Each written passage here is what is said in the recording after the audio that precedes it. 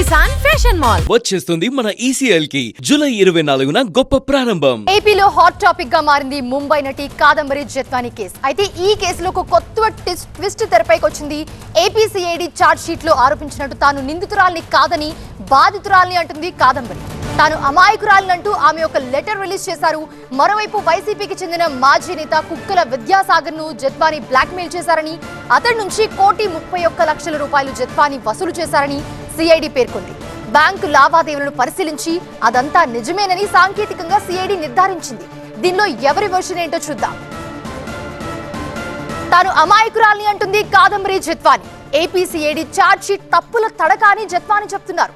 తన ఖాతాలో జమ అయింది ₹4.5 లక్షలు మాత్రమే అని, దాన్ని 1.32 కోట్లుగా ప్రచారం చేస్తున్నారంటూ చెప్తున్నారు.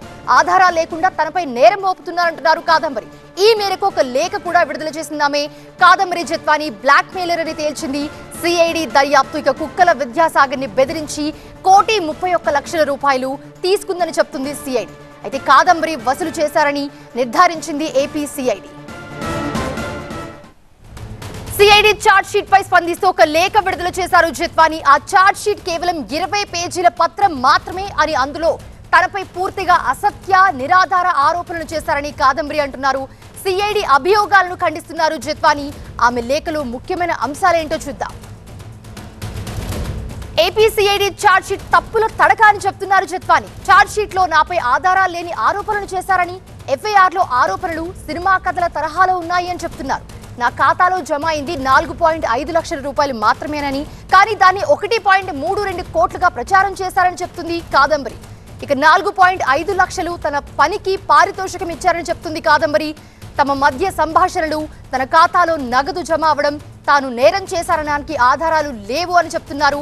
అయితే సాక్షుల వాంగ్మూలాలను తారుమారు చేశారు అని ఆరోపిస్తున్నారు. ఇక ఇదే మ్యాటర్లో కాదంబరి జత్వానీ బ్లాక్ మెయిలర్ అంటుంది ఏపీ సిఐడి. కుక్కల విద్యాసాగర్ ఆరోపించినట్టు ఆయన జత్వానీ బెదిరించి డబ్బు వసూలు చేశారని, సాంకేతిక ఆధారాలు ఉండటంతో ఆమెపై కేసు రుజువైందని సిఐడి తన ఛార్జ్షీట్లో పేర్కొంది. కుక్కల విద్యాసాగర్ ను బెదిరించి ₹1,31,00,000 జత్వానీ వసూలు చేశారని, బ్యాంకు లావాదేవీలను పరిశీలించి అదంతా నిజమేనని సాంకేతికంగా సిఐడి నిర్ధారించింది. సిఐడి ఛార్జ్ షీట్ ఏం చెప్తుందో చూద్దాం.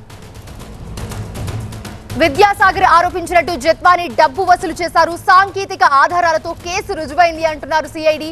ఇక కుక్కల విద్యాసాగర్ ను జత్వానీ బ్లాక్ మెయిల్ చేశారని తేల్చింది సిఐడి. ₹1,31,00,000 వసూలు చేసింది నిజమేనని సిఐడి గుర్తించింది. ఇక మొత్తంగా జత్వానీ వ్యవహారంలో ఆమె బ్లాక్ మెయిల్ చేసి డబ్బులు వసూలు చేశారని, ఆమె నిందితురాలని పేర్కొంటూ సిఐడి ఛార్జ్ షీట్ దాఖలు చేసింది. రైట్, ఇదే అంశానికి సంబంధించి మరిన్ని అప్డేట్స్ అందించడానికి ప్రతినిధి వసంత్ అందుబాటులో ఉన్నారు. వసంత్, ఎట్టకేలకు సిఐడి ఛార్జ్ షీట్ దాఖలు చేసింది జత్వానీ మీద. ఆమె నిందితురాలు అని చెప్తుంది. బట్ జత్వానీ మాత్రం నేను నిందితురాలి కాదు బాధితురాలి అని చెప్తుంది. ఓవరాల్ గా ఇప్పుడు ఛార్జ్ షీట్ అయితే దాఖలు చేస్తాడు. నెక్స్ట్ ఏం జరగబోతుంది? సో ఈ కేసుకు సంబంధించి రోజుకు ఒక మలుపు తిరుగుతున్నట్టుగానే మనం చెప్పాల్సి ఉంది. దాదాపు 2.5 సంవత్సరాలు కూడా ఈ కేసు విచారణ కొనసాగుతోంది. ఈ కేసులో ఇప్పటికే అధికార ప్రతిపక్ష పార్టీల మధ్య మాటల యుద్ధం నడిచింది. ఈ కేసులో దాదాపు 5గురికి పైగా పోలీసు ఉన్నతాధికారులు, అంటే 3 ఐపీఎస్లు, అలాగే ఒక సిఐ, ఒక ఏసీపీ కూడా సస్పెండ్ అయ్యారు. అలాగే 2 ఎఫ్ఐఆర్లు ఈమెకి సంబంధించినటువంటి వ్యవహారాలు నమోదయ్యాయి. ఒకటి విద్యాసాగర్, ఇటు నటి కాదంబరి జత్వానీ పైన ఇచ్చినటువంటి కంప్లైంట్, అలాగే కాదంబరి జత్వానీ పోలీసు ఉన్నతాధికారుల పైన ఇచ్చినటువంటి కంప్లైంట్. ఈ 2 ఎఫ్ఐఆర్లు నమోదు కాగా విద్యాసాగర్ ఇచ్చినటువంటి కంప్లైంట్ ఆధారంగా నమోదు కేసులో ఛార్జ్షీట్ దాఖలు చేశారు. ఆ ఛార్జ్షీట్ పైనే ఇటు కాదంబరి జత్వానీ ప్రస్తుతం అభ్యంతరం వ్యక్తం చేశారు. తాను బాధితురాలని, నిందితురాలని కాదు, తననే నిందితురాలుగా చేర్చడం ఏంటంటూ కూడా జత్వానీ ప్రశ్నిస్తూ ఉంది. తాను గతంలో ఏవైతే విద్యాసాగర్ తోటి కలిసి ఉన్నప్పుడు అతనికి సంబంధించినటువంటి బంధం పూర్తిగా తెగిపోయింది. దాదాపు 10 ఏళ్ళుగా నాకు ఎటువంటి సంబంధాలు లేవు.